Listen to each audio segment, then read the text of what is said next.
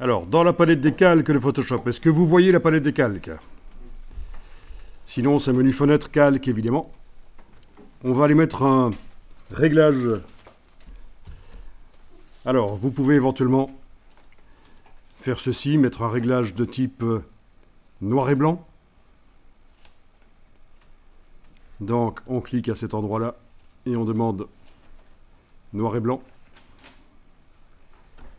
Alors, vous avez un calque de réglage qui est apparu au-dessus du calque de l'image.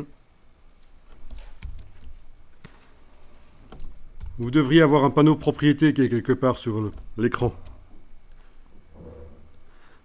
Sinon, en double-cliquant à gauche du masque de fusion, donc ça c'est le masque de fusion, en double-cliquant à gauche du masque de fusion, sur la vignette du calque, vous ferez apparaître donc le panneau propriété. Sinon, c'est menu fenêtre propriété aussi.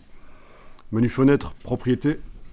Alors, vous allez décider, en jouant sur les curseurs, quel est l'aspect de l'image noir et blanc que vous souhaitez avoir.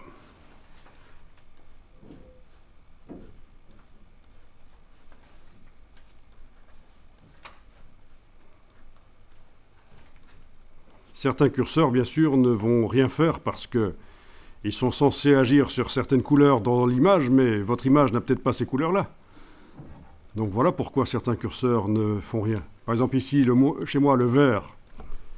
Le vert ne change rien du tout dans mon image. Le magenta non plus. Ok. Alors, vous pouvez tester. Vous allez faire fichier enregistrer. Alors en principe, ça va mettre à jour dans InDesign. Sauf que ça risque de ne pas marcher de manière si simple que ça. Parce que nous avons une image, c'est sans doute du JPEG chez vous aussi. JPG, JPEG, peut-être du PNG. Ouais. En tout cas, ce sont des formats qui ne peuvent pas contenir des calques. Et on a décidé quand même de faire du non destructif. On veut pouvoir revenir sur le réglage de modifier par la suite, donc on doit utiliser des calques. Donc on est un peu coincé là. JPEG ou PNG, pas de possibilité de mettre des calques dans le fichier qui est sur le disque dur quand on enregistre.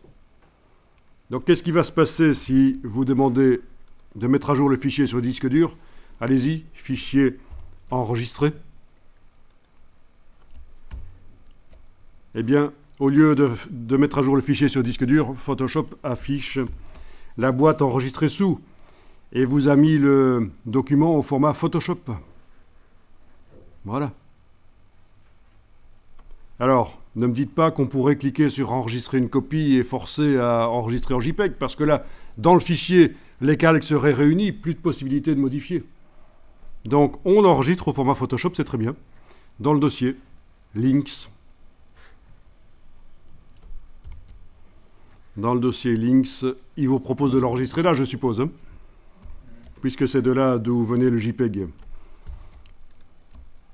Voilà.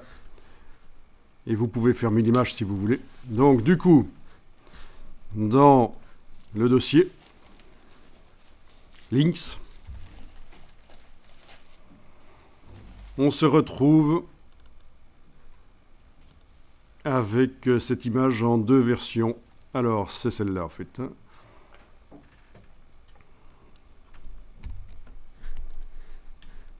Où est-elle? Oui, c'est bien celle-là. Ok, j'arrivais pas à la repérer parce que je cherchais du bleu, mais en fait, elle est noire, évidemment. Donc, vous avez la version originale JPEG, qui ne nous sert plus, on pourrait la jeter. On ne va pas le faire, mais techniquement, elle ne va plus nous servir. Et on a la version Photoshop. Bon, ben on va aller voir dans la mise en page ce qui se passe.